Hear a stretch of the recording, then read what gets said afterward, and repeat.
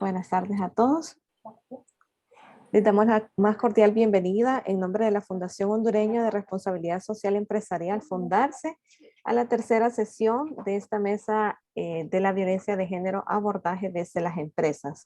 Esta es una de las sesiones que se reprogramó debido al temblor, ¿verdad?, que se vivió en la sesión pasada. Gracias al apoyo de la Agencia de Estados Unidos para el Desarrollo Internacional, USAID, a través de su proyecto Unidos por la Justicia. Antes de comenzar, se brindarán estas instrucciones, ¿verdad?, que es donde nosotros agradecemos que por favor se identifiquen a través del chat con su nombre, cargo y organización.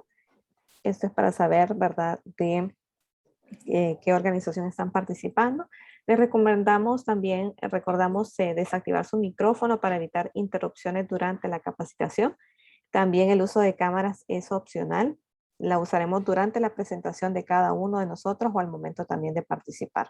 Es importante el 80% de su participación para la obtención del diploma y también es importante la asistencia, ya que hay una secuencia en el curso y unos productos que irán trabajándose durante el mismo. Durante cada sesión le invitamos a hacer uso del chat para enviar sus comentarios y preguntas. Le pedimos también disculpas de antemano por cualquier problema de conexión, interrupción o falla que se pueda presentar durante la capacitación. La temática de hoy es en base a la normativa nacional e internacional que protege a las mujeres. Para abordar este tema, nos acompaña nuevamente la facilitadora Isabel Ferrufino, quien es experta en género y consultora del PNUD, ¿verdad? Ella es especialista en género e inclusión social, con más de 19 años de experiencia en proyectos de desarrollo con énfasis en protección e inclusión social. Sus áreas de especialización son la igualdad y equidad de género y gestión del conocimiento, pero ha consolidado también su experiencia y realizado algunas investigaciones sociales para proyectos de desarrollo auspiciados por diversas agencias de cooperación internacional como USAID, la cooperación italiana, la cooperación alemana, la OIT, Banco Mundial, la FAO, COSUDE, la Cuenta del Milenio, UNESCO y el PNUD en temas de derechos humanos, derechos económicos, derecho a la alimentación, desarrollo local y prevención de la violencia basada en género. La dejamos a Isabel Ferrufino, ¿verdad?, para que comience con su ponencia. Bueno, muchas gracias. ¿Me pueden pasar compartir pantalla, por favor?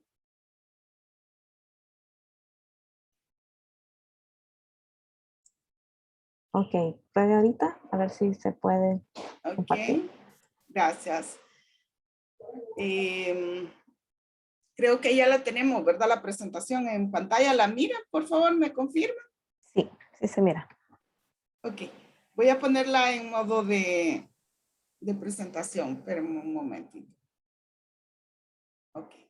Bueno, como ya habíamos empezado, vamos a obviar toda la parte, solo voy a hacer un brevísimo repaso para ponernos en materia donde habíamos llegado. Bueno, esta presentación tiene como objetivo conocer la normativa nacional e internacional que protege a las mujeres. Yo les había dado una brevísima presentación de lo que es la iniciativa Spotlight, ¿verdad? Que estamos trabajando 5 agencias de Naciones Unidas en forma coordinada con el patrocinio de la Unión Europea para eliminar la violencia contra las mujeres y las niñas en un trabajo integral que nos lleva desde la planificación con el sector gubernamental hasta el trabajo con agendas locales en 5 municipios priorizados. Habíamos visto que dentro del marco jurídico internacional los principales convenios, la Declaración Universal de Derechos Humanos, la Convención Americana de Derechos Humanos, la Convención sobre la Eliminación de todas las formas de discriminación contra la mujer y la Convención Interamericana para prevenir y sancionar erradicar la violencia contra la mujer, que es la famosa Convención Belén do Pará, ¿verdad? Eso dentro de la normativa internacional y dentro de la normativa nacional tenemos,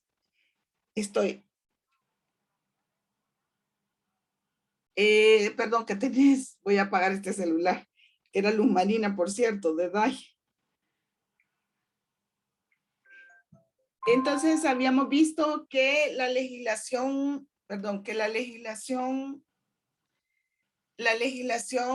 internacional está en armonía con la legislación nacional. Dentro de la legislación nacional habíamos visto la Constitución, ¿verdad? Que es la ley fundamental, la Carta Fundamental, donde se explica, ¿verdad? Que el interés del Estado debe ser la persona humana y donde, sobre todo, establece cuál es la relación de la norma internacional con relación a la legislación interna. Habíamos visto como leyes especiales la ley contra la violencia doméstica, el nuevo Código Penal, que en mi opinión, ¿verdad? Y en opinión de varias instituciones, es un retroceso, porque muchos delitos fueron bajados de las penas y otros pues han sido suprimidos. Entonces hay como cierto avance que había en la armonización interna con el Código Penal, pues hemos tenido, hay muchos problemas de interpretación, sobre todo el nuevo código también reforma tácitamente la ley de explotación sexual y trata, ¿verdad? Y hay ya cierta confusión en la aplicación de la legislación. También como legislación interna, la legislación laboral. Y habíamos, toda esta parte ya la habíamos visto, de la prelación, cuáles eran los contenidos principales de la CEDAW, el protocolo de actuación, y habíamos visto la Belén do Pará y las recomendaciones que daban cuando vinieron a hacer el informe de país, qué recomendaciones dieron y centraron sus recomendaciones en dos ámbitos de aplicación. Uno, el tema fue el ámbito educativo, donde se perpetúan los estereotipos de violencia, y dos, donde las mujeres trabajan, ¿verdad? Esa fue la recomendación de las expertas que vinieron a hacer el informe de país de cómo se estaba aplicando la Convención Belén do Pará. También estuvimos viendo los tratados internacionales sobre la trata de personas y explotación sexual, ¿verdad? Conocimos que el famoso protocolo de Palermo, donde establece las causas, lo que puede ser considerado como explotación sexual, ¿verdad? Formas de explotación sexual que no solamente son los abusos, las violaciones, sino que incluso los matrimonios infantiles precoces, ¿verdad? Y forzados, que pareciera mentira que no suceden en nuestro país, pero sí sucede.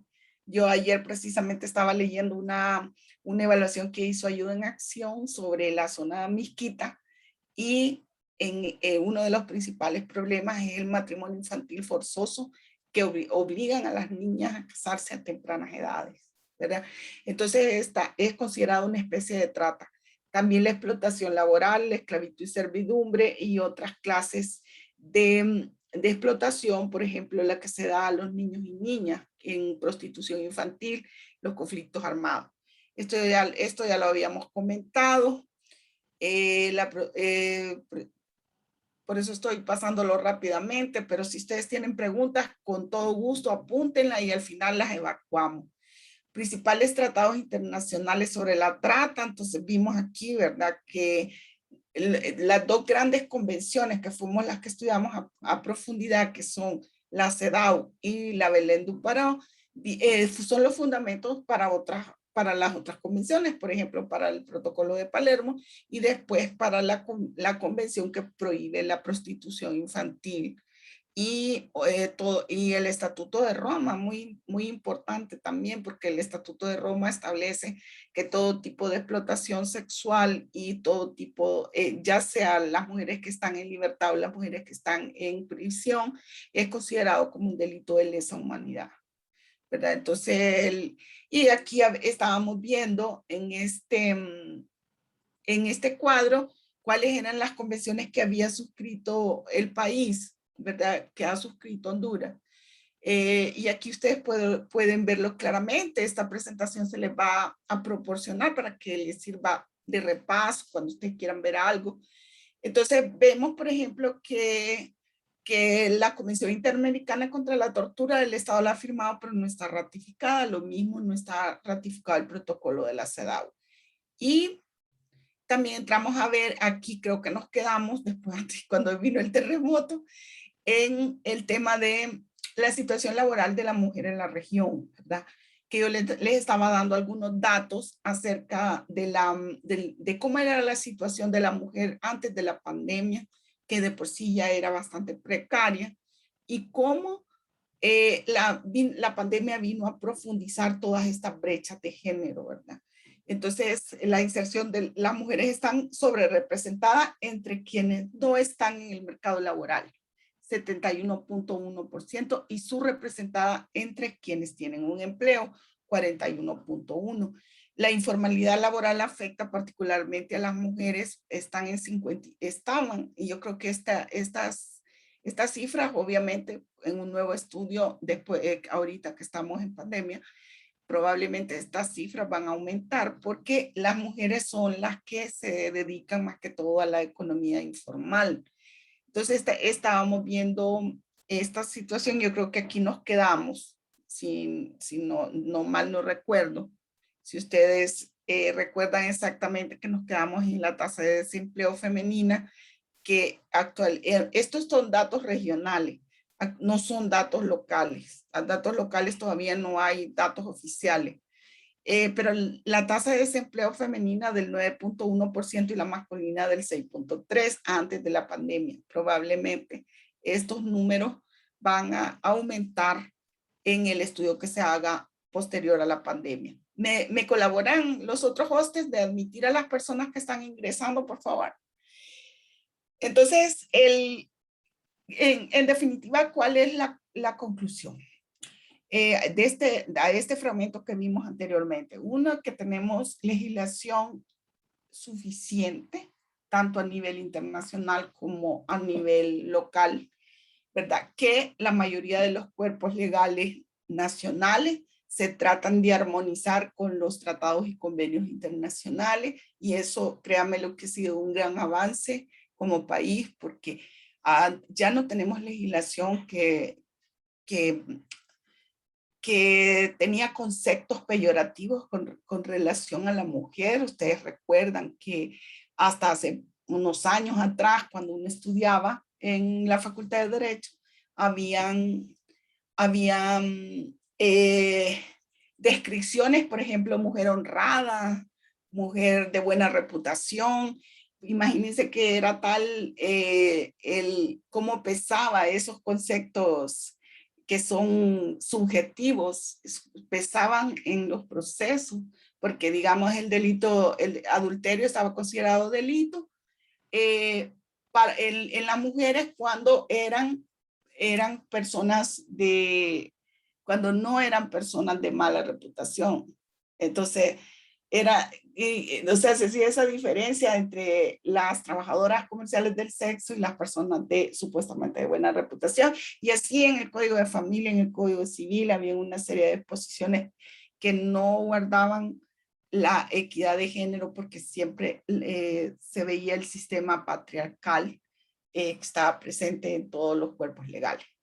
Entonces, haciendo este preámbulo, vamos a empezar ya en materia. Estábamos hablando de la crisis de los cuidados que actualmente vivimos, ¿verdad? Vista a la luz de los convenios de la OIT. El convenio 156 de la Organización Internacional del Trabajo sobre trabajadores con responsabilidades familiares. Fíjense, este es un concepto bien importante porque ya la OIT reconoce el valor que tiene el trabajo reproductivo de las mujeres. Pues, los principales principios son la incorporación de las mujeres al trabajo productivo tradicionalmente masculino, no ha determinado la incorporación de los hombres al trabajo reproductivo tradicionalmente femenino. La carga global de trabajo de las mujeres es en muchos casos significativamente mayor que la de los hombres. El valor económico del trabajo reproductivo, al que tradicionalmente se le asigna valor cero porque no se remunera, supera en la mayoría de los países el 32% del Producto Interno Bruto. Este es un dato del PNUD del año 2018. ¿Por qué les traigo a reflexión estos principios? Porque ya existe y existe en todas las políticas públicas de género en nuestro país el principio de corresponsabilidad en las responsabilidades familiares. Ya no es solo responsabilidad de la mujer, es responsabilidad también de la pareja, del hombre. Entonces, al existir corresponsabilidad familiar, la OIT en este convenio lo reconoce como principio, y entonces quiere decir que es un argumento que se puede llevar a los juzgados de familia cuando existe irresponsabilidad de parte de alguna de los miembros de la pareja en las responsabilidades familiares. Esto es una aspiración, no se ha logrado, no es algo. El hecho que esté declarado en los convenios, en la legislación, no quiere decir que esté en el colectivo de todos los hombres el poder saber que las responsabilidades familiares son compartidas, que ya no es solamente responsabilidad de la mujer. Y esto porque tiene repercusiones legales, porque ustedes saben que si existe negligencia en la asunción de responsabilidades familiares, quiere decir que en un tribunal se va a valorar la irresponsabilidad de ambos, de la mujer y del hombre, no solamente de la mujer. Entonces, este concepto es bien importante, y ahorita en pandemia ha sido el spotlight, Naciones Unidas le ha llamado la crisis de los cuidados, porque a la mujer le toca, aparte de hacer su teletrabajo, estar pendiente de la educación virtual de los hijos, cuidar a las personas de la tercera edad, cuidar a las personas que se enferman, y la carga ha generado una crisis de ansiedad, de problemas, y que ha disparado el tema de violencia doméstica, al grado tal que han aumentado también los femicidios que se dan dentro de la casa, porque la mayoría de los femicidios que suceden en el país suceden dentro del hogar. Son muy raros los que suceden fuera del área familiar. Femicidio, la verdad de femicidio es aquella mujer que muere solo por su condición de ser mujer y que generalmente muere a manos de su pareja, pero sea esto una pareja permanente o sea casual. Entonces, la crisis de los cuidados ha derivado en una crisis de violencia de género de unos niveles que ya nosotros en Spotlight tenemos una campaña que se llama La Otra Pandemia, que es precisamente la violencia contra las mujeres. Tenemos que hablar de la discriminación directa e indirecta. Ahorita vamos a hacer un pequeño ejercicio, ¿les parece? Para no aburrirnos tanto. Les solicito a las y los participantes que compartan en el chat brevemente, sin nombres, y sino que solamente contando el hecho. En el chat pueden ustedes hacerlo, de una experiencia profesional o una experiencia en el lugar de trabajo donde claramente se evidencie una discriminación que sufren las mujeres en el ámbito laboral. Pueden ustedes poner sus opiniones en el chat, yo las voy a leer aquí y las vamos a comentar brevemente.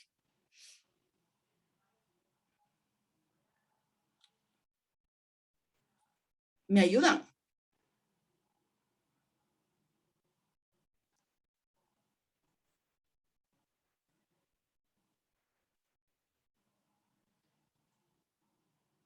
¿Aló? ¿Aló?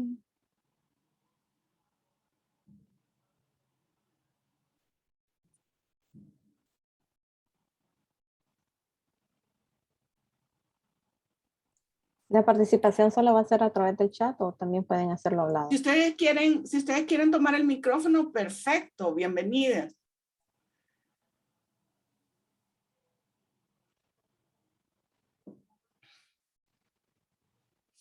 Y no es necesario que ustedes pueden poner solo el hecho, algún hecho que ustedes conozcan de una discriminación hacia la mujer en el ámbito laboral.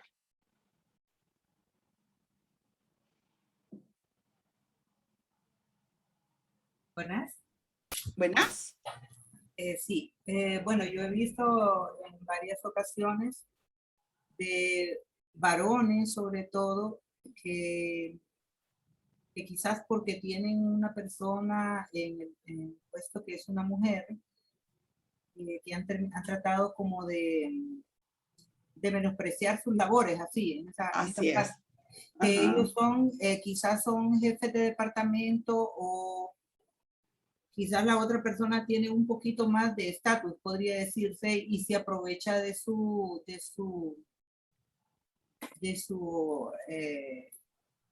puesto, podría decirse, para menospreciar o denigrar, tal vez no denigrar, sino que disminuir las capacidades ejecutivas. correcto.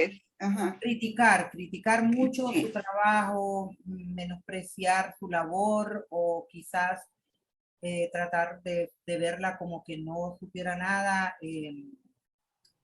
A veces uno en estos ámbitos como encargado no haya qué hacer. En estos casos las empresas pues tienen que, para mí me parece que se daña bastante el clima laboral. Claro. Porque no solo afecta, las empresas piensan que quizás afecta a la persona, pero también afecta a la empresa porque la empresa también sufre esos deterioros de la persona, porque también se deteriora el trabajo, o sea, los resultados. Claro. La persona no se siente capaz, la persona pierde esa visión, ese conocimiento, como que el sentirse ofendida o el sentirse dañada hace que se menosprecie. Sí. O sea, ella pierde la seguridad en lo que está haciendo a través de esa crítica colectiva en el que lamentablemente a veces muchas mujeres también participamos y una mujer jefa tiene que demostrar, y eso yo creo que las que nos encontramos aquí, hemos llegado a puestos de dirección, sabemos que tiene que demostrar mayor habilidad, mayor control, mayor entrega, mayores resultados que cualquier otro hombre en la misma posición, ¿verdad? Y generalmente hay esos estereotipos de género de decir, las mujeres son malas jefas, ¿verdad? Pero déjenme decirle que los estudios comprueban completamente lo opuesto, ¿verdad? Hay muchos estudios a nivel regional y muchos estudios de clima laboral que dicen que las mujeres son muchísimo más sensibles para poder determinar cuándo se está dando una problemática o una crisis laboral antes de que ésta llegue a explotar. Y ese sentido de anticipación es algo que las mujeres deben de utilizar para poder prevenir crisis directamente relacionadas con este tipo de discriminación.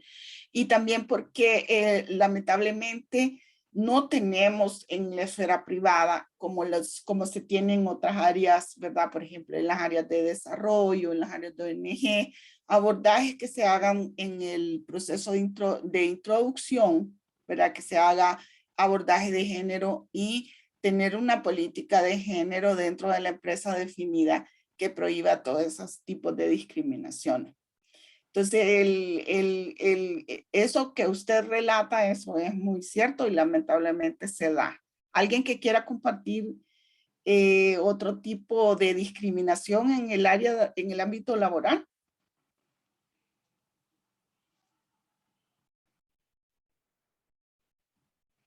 Lo pueden hacer en el micrófono o si quieren en el chat. Ya me compartieron en el chat. Miren, aquí me ponen, excluirles de participar en procesos de selección para puestos retadores por asumir que no podrán liderar equipos de hombres. Asumir que son frágiles para manejar equipos o solo por ser madres de familia. Muy bien, eso es cierto. Las diferencias de los salarios. Es otro tipo de discriminación, porque a igual salario debe de haber igual remuneración, o sea, igual de función, igual nivel de responsabilidad, debe de haber igual remuneración en la jerarquía de los puestos. Y eso es cierto. Entonces, miren, las mujeres, gracias a Dios, con constante esfuerzo, se están superando todo ese tipo de estereotipos, ¿verdad? Porque el decir que una mujer no puede liderar equipos porque es demasiado frágil es un estereotipo, ¿verdad? Y no permitirle la oportunidad de avanzar en su carrera es un tipo de discriminación. Ustedes lo van a ver detenidamente con otra presentadora de este curso, que ella va a hablar sobre el famoso techo de cristal, ¿verdad? que ese techo es el que hace que las mujeres no avancen en su carrera por considerarla que no están preparadas o que son demasiado frágiles para asumir posiciones de mayor responsabilidad. Yo les agradezco mucho los ejemplos que me han puesto. Esperamos que cuando finalice este curso todos tengamos como más, una visión más amplia de que no se debe discriminar a la mujer en ningún momento. No debe haber discriminación ni directa ni indirecta. Directa es la que es expresada abiertamente, ¿verdad? Y la indirecta son esos famosos, ¿cómo le dicen? Habladurías que se dan y que no se hacen directamente, pero que le van restando credibilidad a la mujer. Y el mensaje para los hombres es: no lo hagan. Ustedes tienen hijas también. ¿No les gustaría el día de mañana una hija profesional en su lugar de trabajo que fuera discriminada? Y a las mujeres que les digo, sigan adelante, no hagan caso de esas, no se sientan de esas habladurías, no se sientan inseguras y demuestren que ustedes pueden hacer bien su trabajo. Bueno, vamos a continuar. Gracias por el ejercicio. Vamos a ver, entramos al marco normativo nacional. Aquí tenemos una serie de disposiciones. La ley contra la violencia doméstica, que es de 1997, y sus reformas del 2005, promueve un cambio en los valores vigentes y establece la obligación del Estado de ejecutar políticas públicas que garanticen la eliminación de la violencia doméstica y la protección de la familia.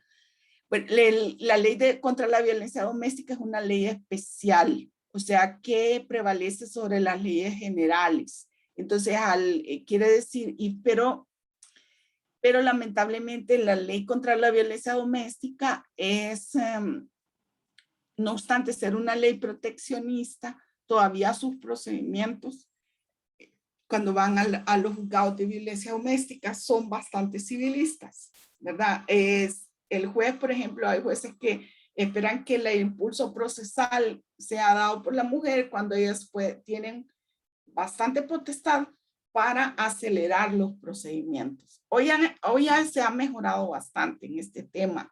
Los jueces de violencia doméstica ya todas las resoluciones las piden de una sola vez y tratan de economizar el tiempo, que es muy valioso para una mujer trabajadora más, porque no puede estar pidiendo permisos en sus trabajos cuando tiene un procedimiento en un juzgado de violencia doméstica.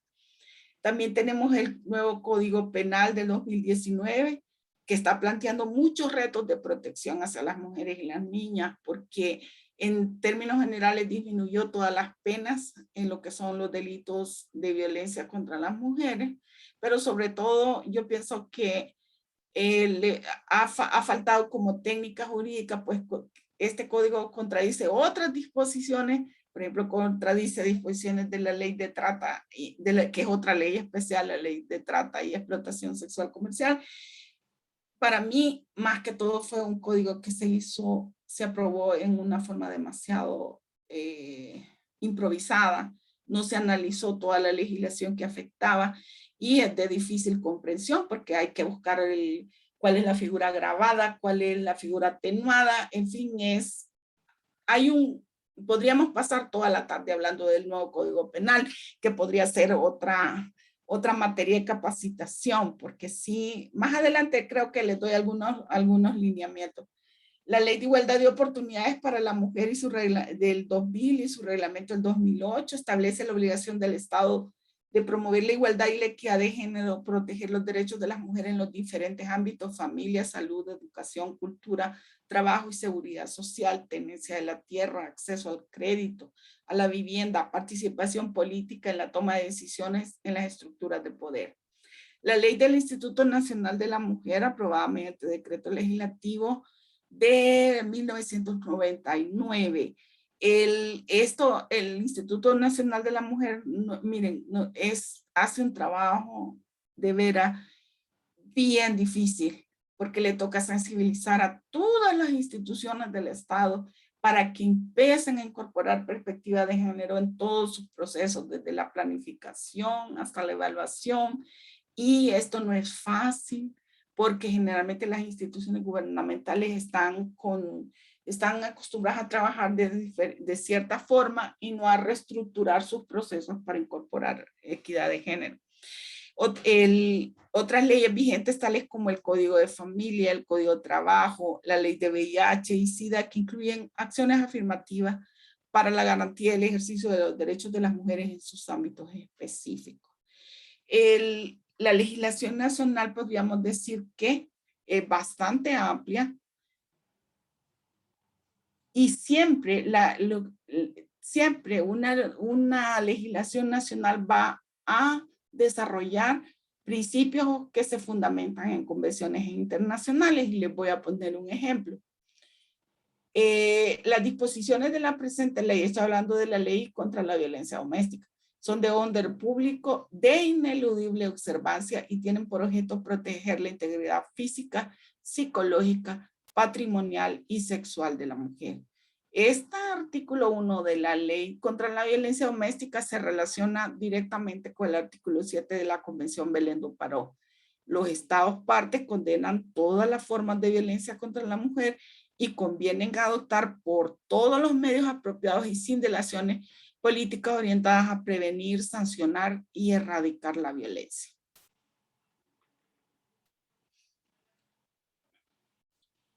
Miren los principios de la ley de violencia, de la ley contra la violencia doméstica.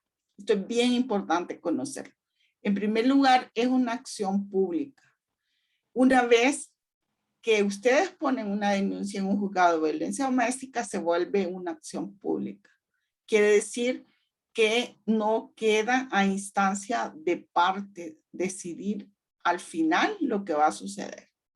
Existe oficiosidad judicial que el juez tiene que de oficio decretar todas las diligencias que se tienen que realizar en el tribunal. No necesitan ustedes ni siquiera utilizar abogado, sino que ustedes ponen su denuncia en un juzgado de violencia doméstica y de oficio sigue el procedimiento. Tiene que existir gratuidad, o sea que a la mujer no le debe de costar nada, no tiene que pagar absolutamente nada por estos servicios. Tiene que haber celeridad, o sea que el caso se tiene que resolver con prontitud. Secretividad, porque los casos que se ventilan en los juzgados de violencia doméstica no pueden ser de dominio público, tiene que haber secretividad. Esto muchas veces no se logra, ¿verdad? Porque generalmente es la misma víctima quien le comunica a los medios, tal vez porque le interesa que su pareja quede como una persona que es violentador de mujeres. Y el principio de oralidad, que todas las acciones se pueden hacer vía oral y hay consignación de un escribiente que está recibiendo todos los datos. Estos son los grandes principios de la ley de violencia doméstica. Entonces, en términos generales, si ustedes ven, trata de proteger. Ahora, la crítica que mayormente se le hace a la ley de violencia doméstica es que las sanciones no están acorde con la reparación del daño causado. Porque muchas veces los hombres son condenados, sancionados a hacer trabajo comunitario, y ese trabajo comunitario en realidad no es algo que los rehabilite, los reeduque para que dejen de violentar a su pareja dentro de su hogar. Entonces, la mayor crítica está con relación a la sanción y reparación de los daños que se le ha causado a esta mujer por el tema de violencia doméstica. ¿Verdad? En eso se queda corto nuestra legislación, no hay un proceso reeducativo. Sí les dejan consejerías, pero a veces estas consejerías son en instituciones públicas que están abarrotadas. Las personas no pueden tener sus sesiones allí, o si las tienen son demasiado esporádicas, o a veces no pueden dejar sus trabajos para poder recibir esta terapia reeducativa que impida que vuelvan a reincidir en el caso de violencia doméstica. Sigamos. ¿Cuáles son las principales medidas de protección que hay? Están las medidas de seguridad, que las medidas de seguridad las puede imponer incluso hasta la misma policía si encuentran flagrante a una persona que está cometiendo violencia contra una mujer, ¿verdad? La misma policía, lo que sucede es que la policía no lo hace, sino que esperan que sea la fiscalía la que ponga las medidas de seguridad. Nosotros siempre incluso desde que trabajé en Unión por la Justicia, insistíamos que la policía debía de implementar medidas de seguridad, porque lo que pasa de la policía hacia el Ministerio Público, la mujer queda en peligro de poder ser atacada nuevamente. Otras son las medidas precautorias, que en este caso, por ejemplo, son las que imponen en un juzgado de familia para prevenir que pueda suceder una violencia, como en caso cuando se pone una restricción de que alguien se acerque a la pareja, ¿verdad? Cuando usted puede pedir una restricción de que no se le acerque, porque usted siente o no se acerque a su casa, porque usted siente que corre en peligro su integridad. Las medidas cautelares que ya son dadas en los juzgados, ¿verdad? Donde establecen qué tipo ¿cómo les quiero decir la palabra?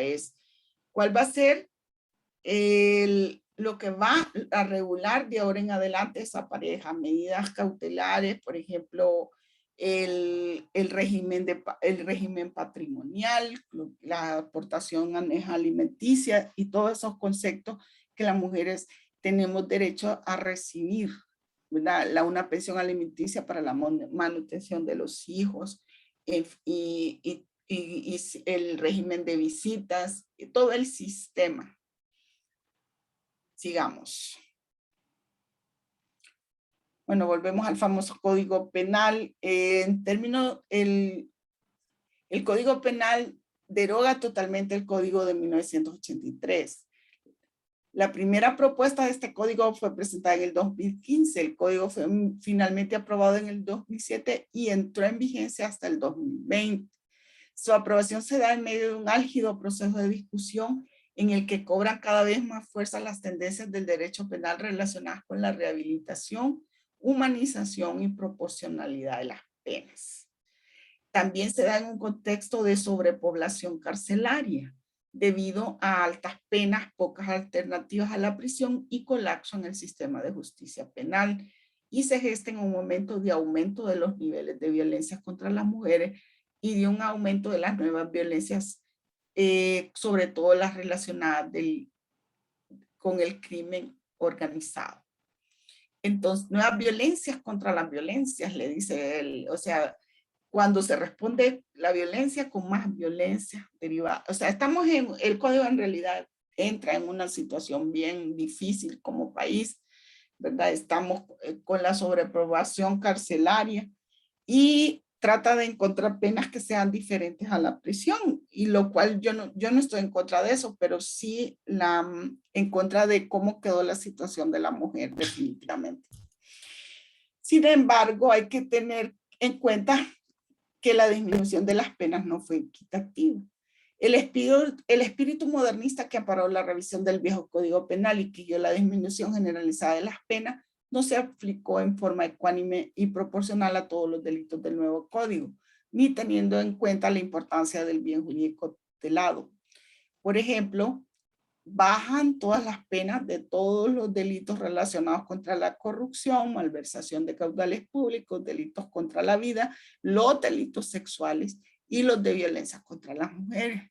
Hay delitos que prácticamente no se modificaron, como el aborto, y hay otros delitos a los que se les aumentó significativamente las penas, como los relacionados con la libertad de expresión y el orden público. Fíjense que los delitos sexuales y los delitos de violencia contra las mujeres bajan considerablemente las penas, y eso es, desde el punto de vista de género que estamos hablando de protección, eso es un mal mensaje que se le dice al agresor, porque se está trivializando entonces la violencia contra la mujer. Se está considerando que no es como lo es una violación de derechos humanos. ¿Cuáles delitos que más disminuyen las penas? Fíjense, se disminuye en más de la mitad la trata de personas, el estupro, Ustedes saben cuál es el estupro, ¿verdad? El estupro hay que diferenciarlo de lo que es la violación. El estupro es la relación sexual que se da entre menores de edad o entre un menor de edad y un adulto con consentimiento. O sea, no hay ningún tipo de violencia en el estupro. Pero se entiende que el menor de edad no es capaz de poder discernir y el que tiene relación sexual con un menor de edad, aún con su consentimiento, es un delito que se llama estupro. El hostigamiento sexual es el que sucede en el lugar de trabajo. Fíjense que hay que diferenciar lo que es el acoso sexual y el hostigamiento sexual, que se llamaba en el código anterior hostigamiento sexual laboral. El acoso sexual puede suceder el hostigamiento sexual sucede generalmente cuando hay una relación de poder, donde el que está causando el hostigamiento tiene una jerarquía superior a la víctima. Entonces, el maltrato familiar, el femicidio, las lesiones, la inseminación artificial agravada, las agresiones sexuales con consentimiento y la explotación sexual forzada. Esos delitos disminuyeron en más de la mitad. Y en menos de la mitad disminuyó el incesto, la tenencia de material de pornografía infantil, el contacto sexual con menores a través de medios electrónicos, el parricidio y la violación. Eso podríamos decir que las penas quedaron en menos de la mitad, pero estos delitos sí, se disminuyeron las penas en más de la mitad. Sigamos. ¿Cuáles son los delitos que más aumentan las penas? Abandono de menores, aborto con violencia y constando el estado de embarazo de la víctima, la violencia contra las mujeres, el hostigamiento sexual agravado y las lesiones agravadas. El código hace esa, por eso le digo que es bien de difícil aplicación, porque hace siempre la figura simple, la figura agravada, pero cuesta para el que implementa la tipificación de estas figuras agravadas. Entonces, estas son las que quedan con mayor, que aumentan las penas.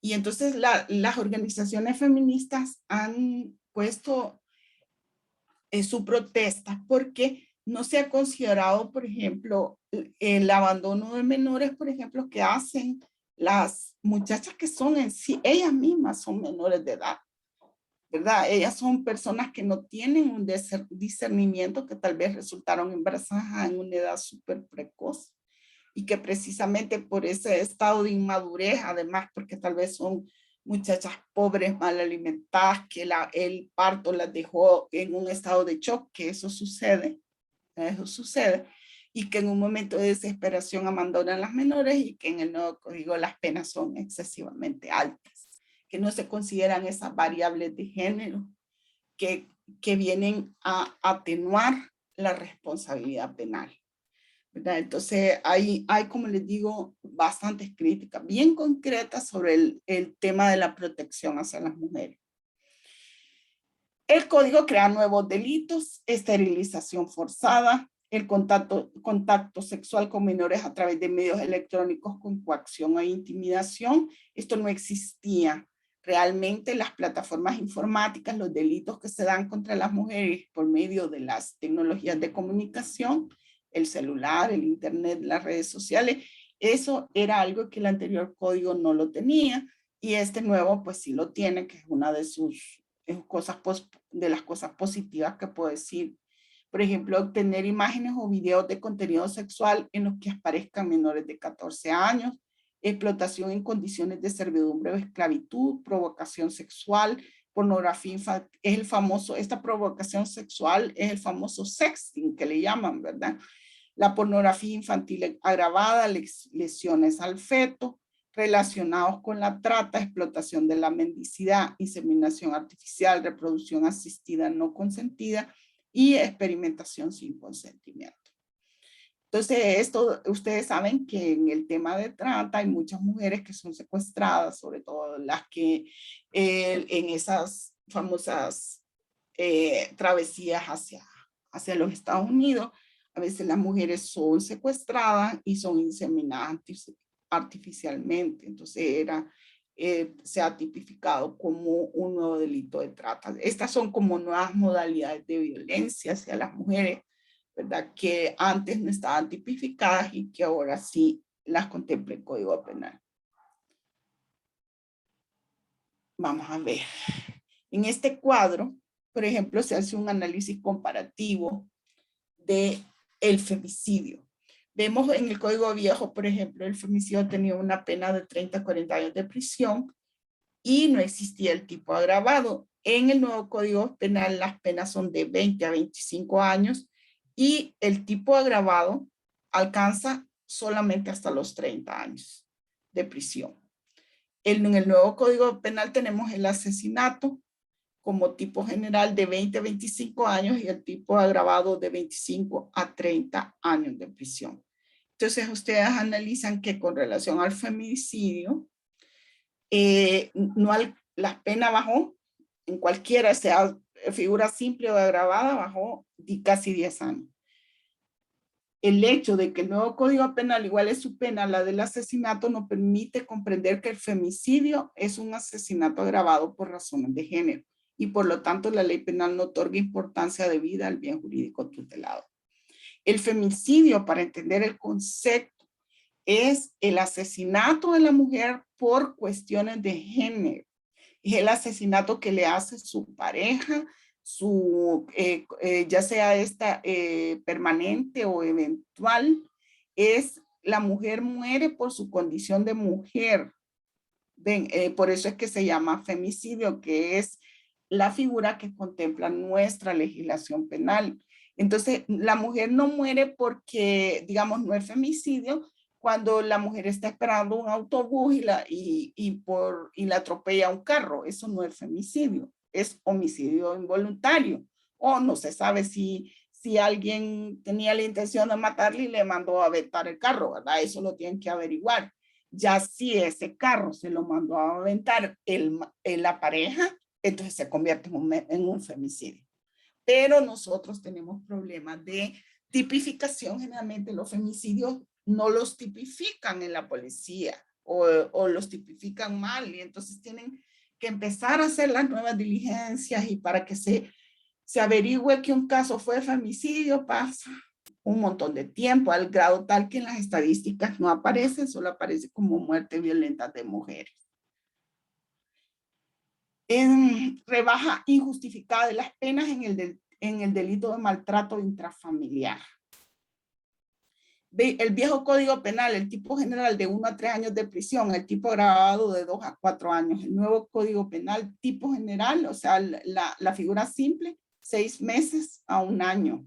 Agravado 10 meses a 1 año, 4 meses. ¿Qué mensaje se está enviando con que el del maltrato familiar no es considerado como de importancia para que son delitos totalmente escarcelables?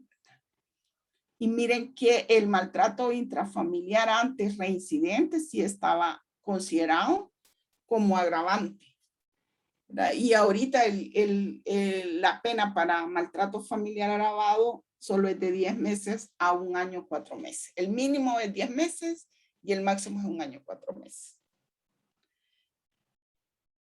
En el nuevo Código Penal hay un problema grave con la edad mínima establecida como agravante para algunos delitos.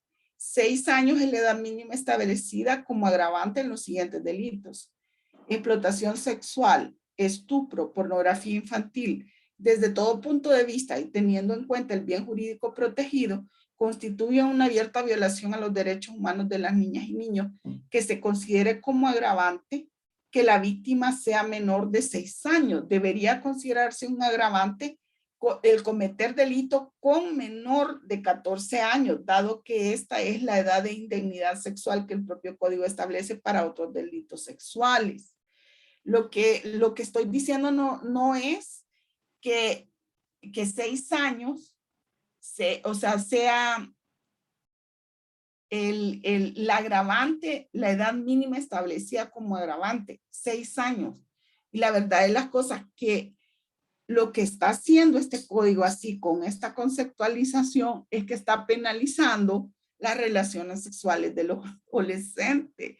O sea que Antes el agravante era cometerlo con un menor de 14 años, porque generalmente se da la figura de la violación con niñas de 14 años.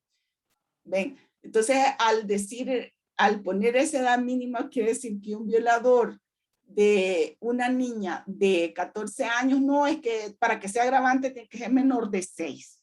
O sea, es una contradicción. Sí, vamos a ver la siguiente.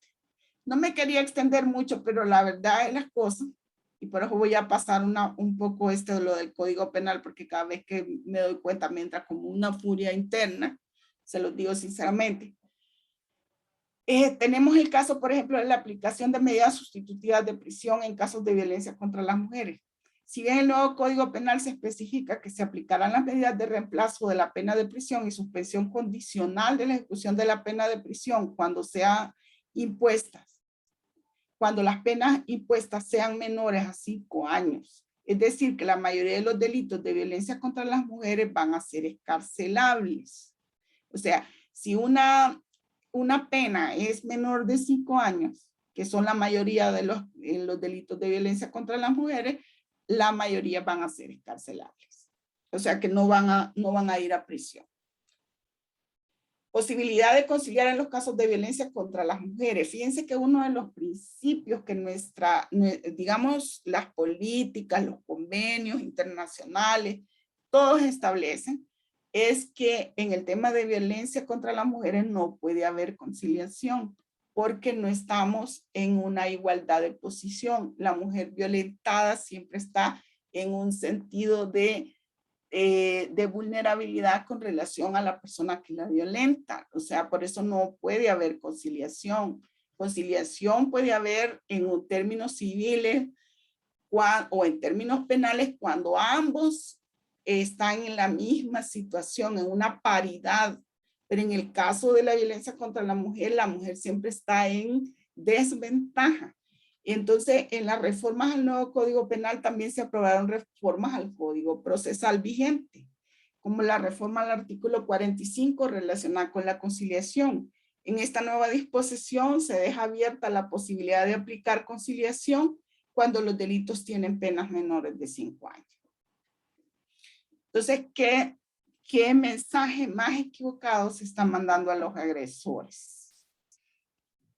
Muy preocupante lo que sucede con el delito de trata. Ya vimos los convenios sobre la trata y toda la lucha que ha habido de convenios internacionales para que el país adopte el protocolo de Palermo.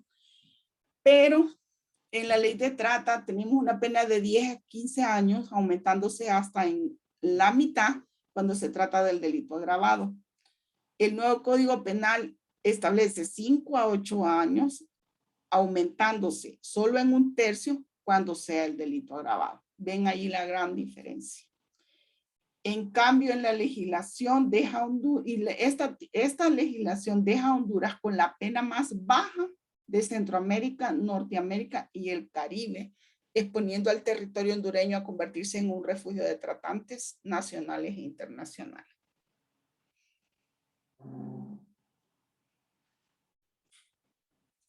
Los principales cambios, se prevé responsabilidad penal de personas jurídicas, que esto ya lo modificaron. Se deroga la trata de personas. Esto se modificó por presión que hizo mucho el COEP y que lo felicito por haber hecho esa presión porque eso era un concepto aberrante. Se deroga la trata de personas en la modalidad de adopción irregular y la venta de personas. Se incluyen menos agravantes del delito en el nuevo código, con lo que en su aplicación práctica va a haber menos posibilidades de que se impongan penas más altas por el delito de trata. Bueno, pero no todas son malas noticias. Gracias a Dios. No todas son malas noticias. Ya tenemos una propuesta de una ley integral de protección a la mujer, que es una propuesta que ahorita está siendo analizada, está siendo estudiada y en la cual se pretende coordinar todos los sistemas de protección hacia las mujeres que son víctimas de violencia de género. Esta propuesta fue un trabajo conjunto. Ustedes pueden ver en el esquema que les presento cómo este sistema hace un sistema de referencia y contrarreferencia a los principales programas de asistencia y protección, ¿verdad? No se puede dejar los temas de violencia contra las mujeres solamente con una ley especial y con un tratamiento superficial. Debe de haber todo un conjunto de intervenciones integrales en los cuales, en primer lugar, queremos proteger la familia. No queremos que la familia se destruya, queremos que haya reeducación, que queremos que los niños desde pequeños se vayan educando en el tema de no violentar a las mujeres, porque todo eso es un cambio estructural en el sistema patriarcal, ¿verdad? En ese sistema machista al que hemos estado acostumbrados por cultura. Entonces, esta nueva propuesta es bastante ambiciosa, ¿verdad? Requiere la atención. Ya se está trabajando bastante en el programa Ciudad Mujer en un enfoque holístico de cómo abordar la violencia contra las mujeres. Y esta ley viene como a coordinar todos esos cabos sueltos. Esperamos que está ahorita en estudio en la Corte, ha habido consulta con las organizaciones de base y esperamos que esta ley integral, ¿verdad?, pueda convocar en una sola jurisdicción los problemas legales que ahora están diseminados en varios tribunales. Fíjense que si, por ejemplo, si a usted la golpea a su pareja, la mujer la golpea a su pareja, tiene opción de ir al juzgado de violencia doméstica porque es la pareja. Pero si es otro miembro de la familia, ya tiene que ir a un juzgado penal porque ya es un delito que está consignado en el Código Penal. Entonces, si a la mujer la golpearon, tanto la pareja como otro miembro de su familia, tiene que andar de tribunal en tribunal poniendo diferentes denuncias. Si la mujer lo que necesita es que en realidad el esposo tenga un proceso de rehabilitación y reeducación, que vaya a consejería, que haya una vigilancia social por el tema de violencia, es una trabajadora social o un psicólogo que tiene que agarrar esa familia y establecer todo un plan de rescate, ¿verdad? Igual sucede en el caso de incumplimiento de las responsabilidades familiares. Las mujeres tienen que ir al juzgado de familia, porque hay incumplimiento de la cuota alimenticia o porque se quiere divorciar y ahí se establece un régimen patrimonial. Entonces es una serie de jurisdicciones que están como...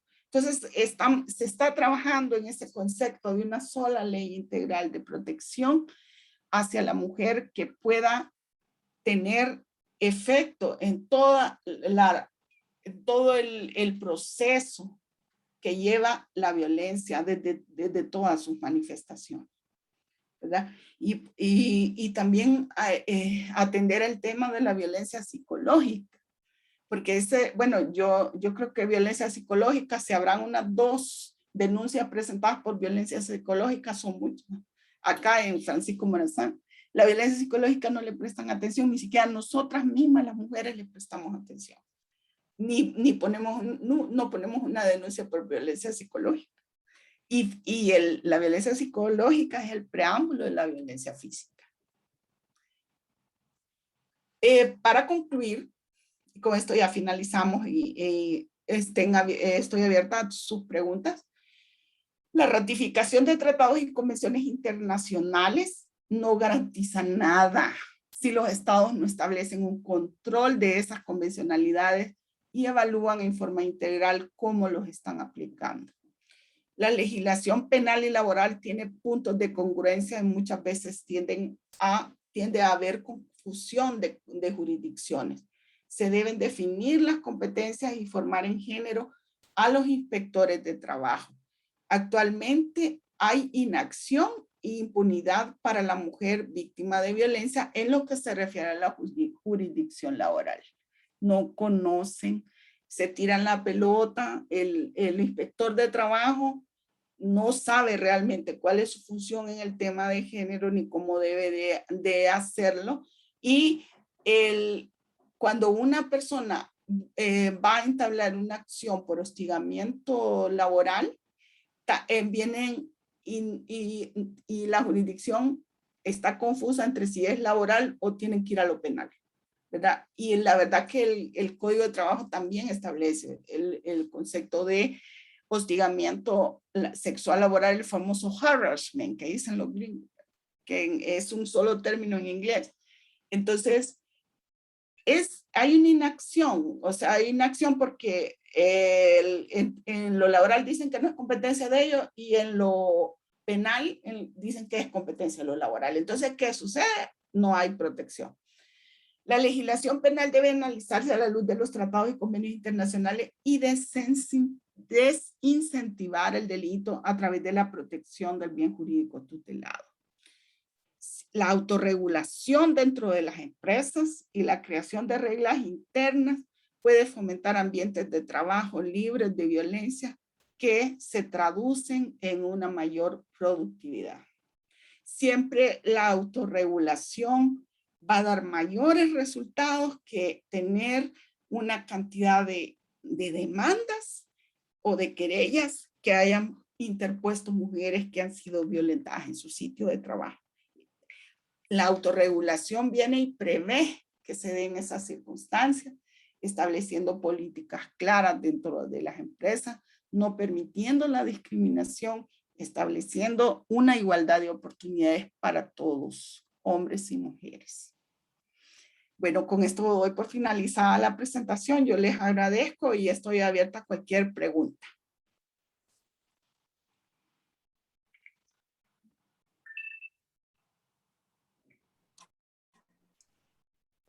Muchas gracias. No sé si tenemos alguna pregunta por parte de los participantes. ¿Sí? Sí, dígame. Aquí solo por el chat tenemos una de parte de Francisco Daniel Gómez. Sí. Dice, pero existen otras formas de apoyo a la mujer donde pueda exigir más justicia. Bueno, estamos en esa lucha precisamente dentro de la iniciativa y proyectos como Unidos por la Justicia, precisamente la creación de estas mesas. El problema es, como le digo, la trivialización que se hace a la violencia contra la mujer debido a toda esa vorágine de delitos mayores que tienen que investigar en el Ministerio Público y de los juzgados, ¿verdad? Fíjense que, por ejemplo, en este trabajo que estoy en el Spotlight, nosotros realizamos varios diagnósticos y para todo el país, la DPI, la Dirección de Investigación Policial, DPI, la DPI para todo el país solo tiene 4 detectives especializados en femicidios y violencias contra las mujeres. De manera que cada uno de los detectives tiene hasta 400 casos. ¿Qué calidad de prueba pueden presentar en los tribunales si tienen esa cantidad de casos? No pueden ser exhaustivos en la investigación. Otro proyecto, por ejemplo, Cooperación Canadiense está trabajando con capacitar a todos los investigadores, va a trabajar en capacitar a todos los investigadores en los temas de violencia de género, investigación de femicidio, porque miren, tenemos que ser realistas. Una cosa es el hecho fáctico de la violencia que llega a veces hasta los extremos del femicidio y otra cosa es la prueba, la realidad procesal, lo que llevan a tribunales, porque no se puede condenar a nadie si no tienen la fe, si no hay una prueba convincente y fehaciente. Porque en principio, como principio de legalidad, todos somos inocentes mientras no nos prueben lo contrario. Entonces, el mayor problema de la violencia está en que los operadores de justicia en realidad no tienen una capacidad instalada suficiente, tanto de conocimiento como también de voluntad política. Entonces, por eso es que proyectos como el de nosotros trabaja directamente con los tomadores de decisiones que están bueno, yo hace poco estuve trabajando por un curso de género para altos tomadores de decisiones en la Escuela de Alta Gerencia Pública, para que en realidad se muevan las políticas para la protección de las mujeres. Ahora, lo que ha resultado, y eso es, ¿cómo se llama? Es una buena práctica. Lo que ha dado resultado es ese seguimiento que se da a los casos que una mujer desde que sufre una violencia sea asistida psicológicamente, sea asistida por una trabajadora social, sea asistida por un abogado que le ayude a seguir todo el proceso. Las mujeres no pueden estar solas en ese proceso porque al menor desincentivo que suceden, grandes desincentivos, ella abandona la causa, ¿verdad? Y a veces por dependencia económica ya no continúa con el proceso. Entonces, lo que ha funcionado en realidad son esas organizaciones que tienen esa intervención integral, donde un equipo multidisciplinario toma el caso de aquella mujer y su familia. Hay algunas organizaciones que incluso hasta llegan hasta generarles algún empoderamiento económico para que ella sea independiente y ya no dependa de aquel marido. Pero yo creo que lo más que se debe trabajar es en la prevención de masculinidades no violentas. O sea, tratar de formar a los varones en el tema de masculinidades no violentas para quitar todas esas brechas, esos estereotipos de género, de violencia estereotipada. Porque estamos trabajando generalmente con grupos, con mujeres, pero dejamos los colectivos de hombres. Y entonces yo toda la vida insisto que la formación y la sensibilización debe ser para los hombres, para quitar toda esa cultura machista, para quitar que la violencia no es la respuesta, ¿verdad? Miren, ahora con esto de la tecnología y de los teléfonos celulares, los divorcios por infidelidades cibernéticas, eso es altamente frecuente. Pero qué galán que solo se divorciaran. El problema es que antes de divorciarse le pegan una gran golpiza a la mujer. Cuando todo hombre debe estar formado en que no es con la violencia cómo va a resolver eso, con si la mujer le fue infiel, que se separe. Así, pero no que cometa el delito de lesiones o que incluso hasta la llegue a matar, como han habido casos, ¿verdad? Y todo tiene que ser una respuesta integral. Si usted me dice, hay oportunidad de protección, sí hay oportunidad de protección si le empezamos a dar la debida importancia a este problema, ¿verdad? Si la policía, por ejemplo, llega, como le dicen que le han puesto 911 porque ya van a las 9 y llegan a las 11, si la policía llega 2 horas después, cuando ya ha matado a la mujer, ¿qué prevención del delito puede haber ahí? Entonces la respuesta de los operadores de justicia debe ser rápida, oportuna y eficiente. Y sobre todo también si estamos mandando mensajes de que quien maltrata a una mujer va a recibir una pena máxima de 10 meses. Ninguna persona se va a disuadir de cometer ese delito. Entonces creo que tenemos que ser congruentes en todo lo que estamos haciendo para mitigar este flagelo. ¿Hay otra pregunta?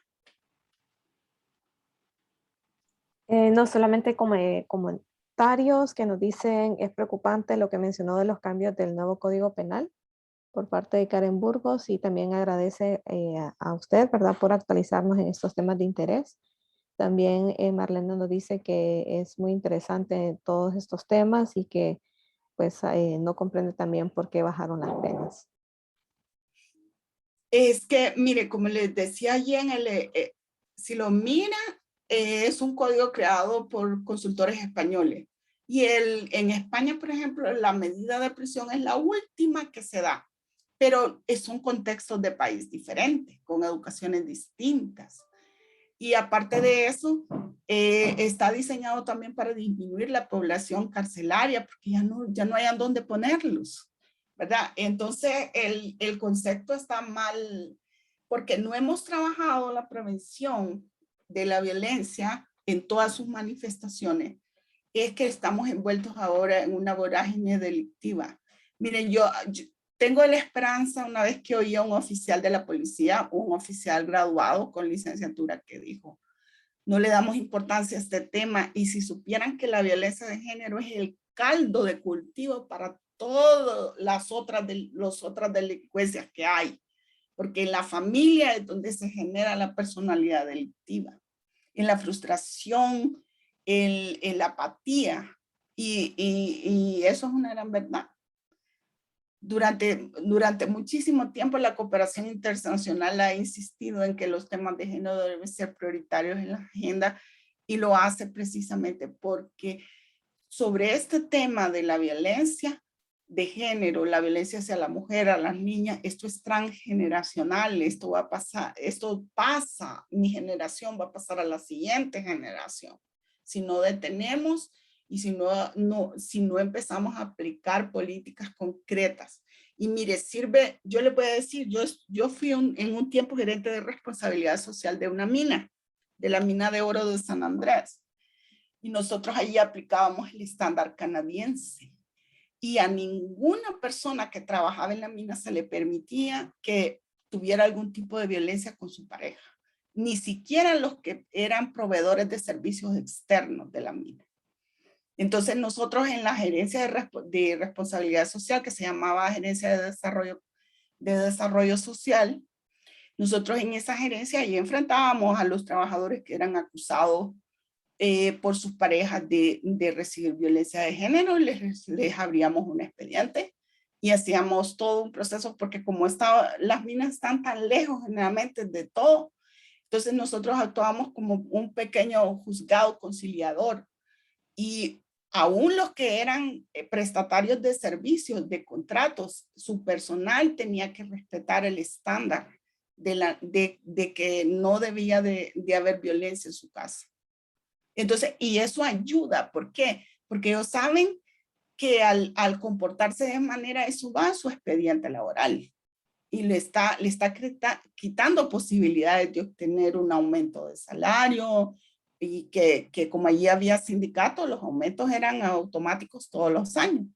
Pero si ellos tenían una queja de violencia doméstica, ese aumento no producía. Por eso les digo que a veces la autorregulación en las empresas es muchísimo más efectiva que ir a 20 tribunales, ¿verdad? O que existan 20, 25 cuerpos legales proteccionistas, porque eso al hombre le está tocando lo que más le interesa, que es el bolsillo.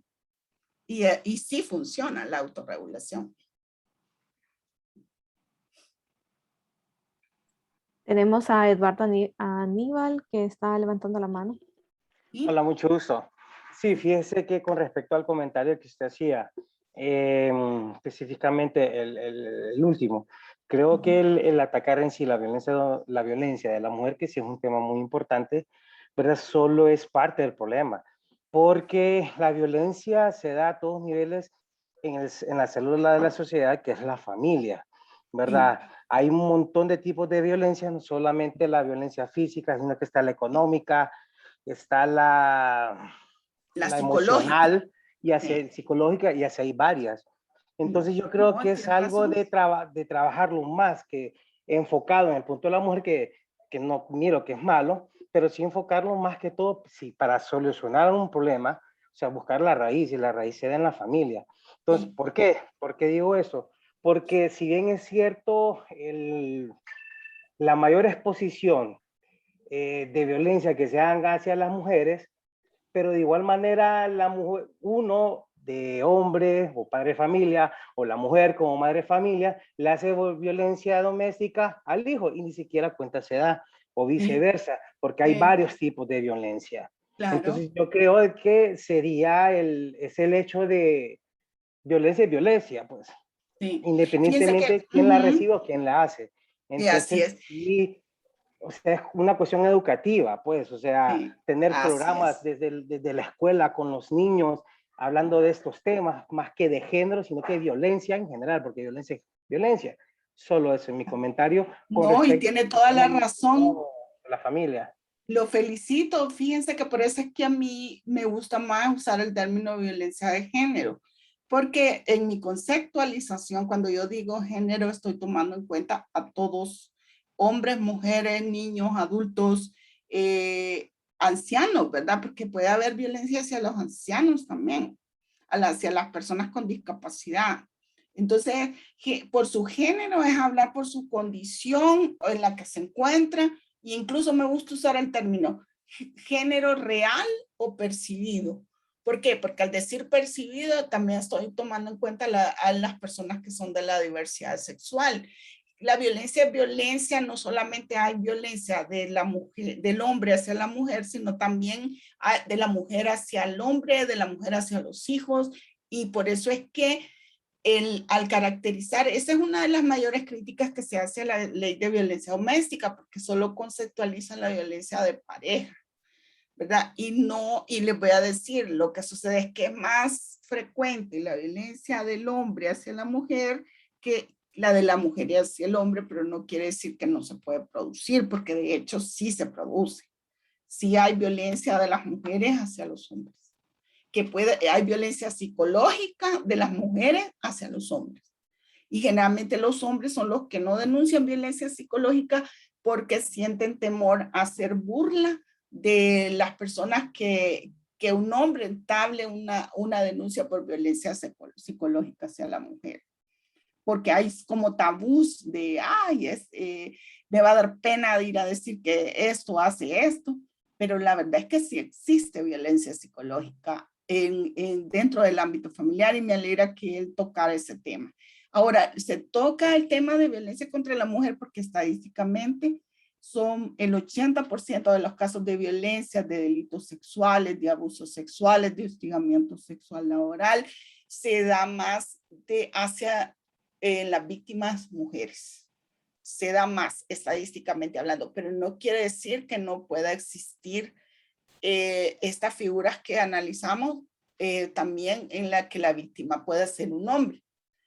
Fíjense que en los delitos sexuales también hay estadísticas que nos dicen que los niños varones también son víctimas de abusos sexuales.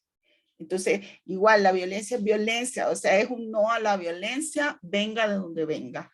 Y no solo hacia la mujer, sino que estoy de acuerdo con quien intervino que habló de tratar a la familia en forma integral.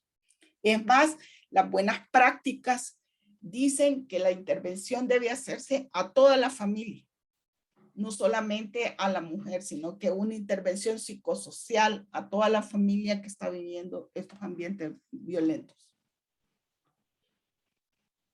Lo felicito por sus ideas.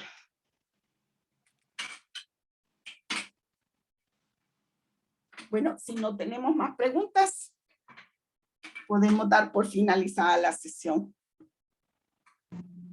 Solo pedirles que por favor puedan habilitar la cámara para hacer la toma de fotografía del cierre y agradecer a todos porque sabemos que bueno, habíamos quedado pendiente con esa sesión.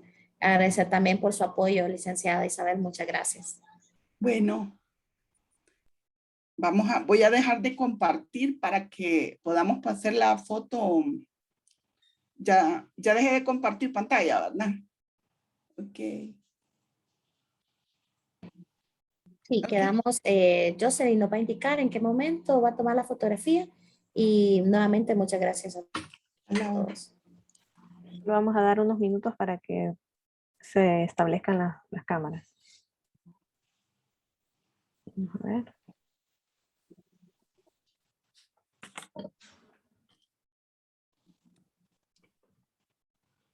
Ok, entonces a sonreír. 1, 2, 3.